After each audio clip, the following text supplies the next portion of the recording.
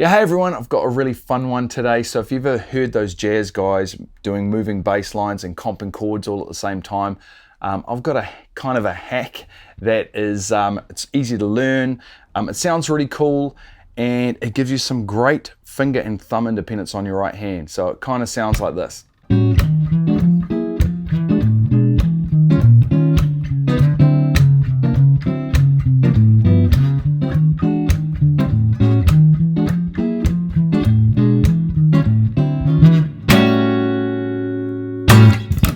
Okay, so if you watched really closely, you'd see I'm only really using two chords. I'm using this, I was using a A13 chord, and I was using a D9 chord. So a 13th chord and a 9th chord. Okay, so the 13th chord is played like this. So you've got your first finger on the 5th fret, up on the E string. Second finger's on the D string, also on the 5th fret.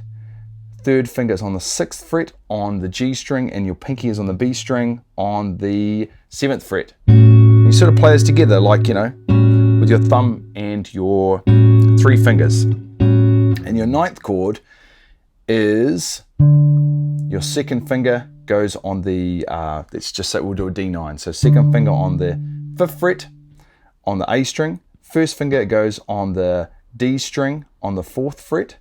And then I use this finger to sort of cover the bottom three on that 5th fret there. So I should have a graphic up or some tab up or something, a chord thing. And these are what get moved around. There's just like a particular pattern to it. Let's play through the example. So the example I've got today is just a small piece that you can expand upon and use a lot of variations with. And once you've got the mechanics of it down, it's really fun to play. And it does sound really cool. I mean, it's not gonna like convince anyone that you're a bona fide jazz guitar player, but it's just fun. And you get some cool skills from it. Now I'm gonna show you the exercise, okay? So we're gonna start on an 8-13 chord. I've got the tab on screen, so just follow along and I'll play through the exercise first. I didn't get that. Oh, shut up, sorry.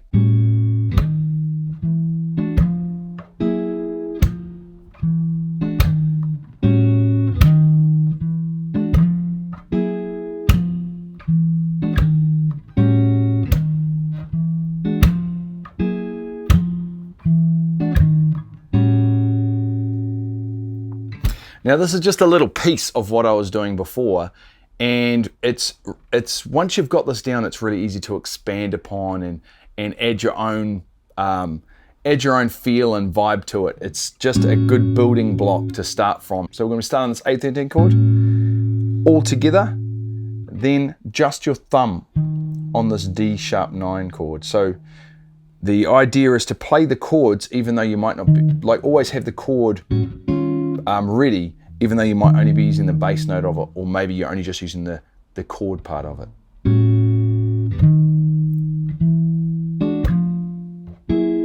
So in that bit there, we're going to play A13, move to your D sharp 9 chord, but just the bass note. Then you're going to move up to E9, play the bass note, and then you've got the chord, and then the bass note on the F9. So you've got, and it's that little skip beat that feels kind of awkward to start with.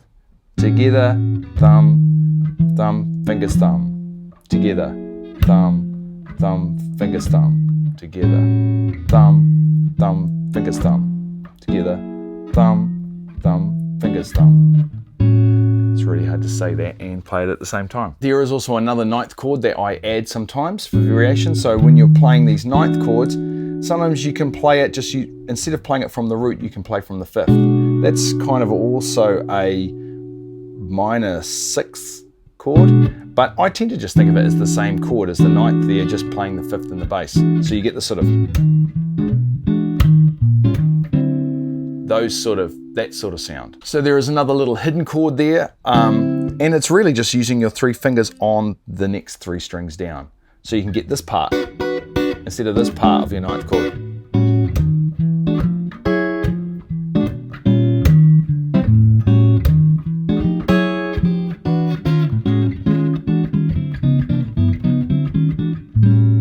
I don't know, something weird like that. But it gives you just another variation. If you want to grab a different chord sound, that one can be really good. The other one is doing doubles. So on some of those chords, or any of those chords actually, you can do a double, like a jink jink. So I can go jink jink. Anyway, so I could play through the exercise again like this.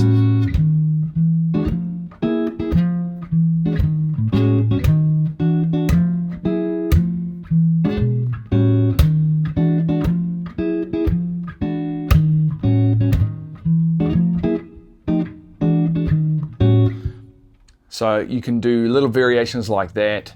Anything you can think of really, but the idea is you're getting some great independence on this hand. So just mess around with some variations. It doesn't really matter. It's mostly for fun, but you get some finger thumb independence on this hand, which is massively helpful for other things you might want to do with your fingers. I'm no jazz guy at all, but I appreciate jazz. I love the theory, I love the techniques, I love the concepts, and this is just going to give you some new techniques while doing something that's really fun and actually sounds really cool. I hope you guys like that. Please like and subscribe if you haven't already. It's free.